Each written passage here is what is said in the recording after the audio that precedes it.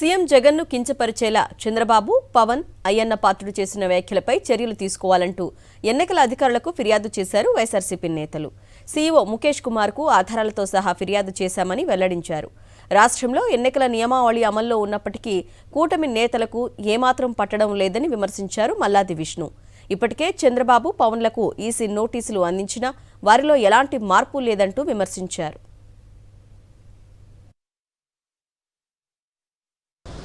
ఎన్నికల కమిషన్కి legal cell chairman గారు, నేను, మా బృందం అంతా కూడా వెళ్ళి కలిసి కంప్లైంట్ ఇవ్వడం జరిగింది.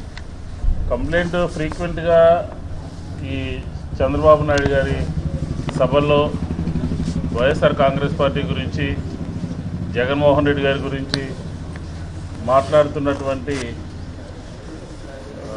అసభ్యకరమైనటువంటి, వాడకూడనటువంటి పదజాలంతో ఎన్నికల కోడ్ ఉన్నటువంటి సందర్భంలో మాట్లాడుతున్నటువంటి మాటలన్నింటినీ కూడా ఎప్పటికప్పుడు ఎన్నికల కమిషన్ దృష్టి తీసుకొస్తున్నా కొన్ని నోటీసులు ఇచ్చారు. కానీ ఈ పద్ధతి అనేది మార్చుకోకుండా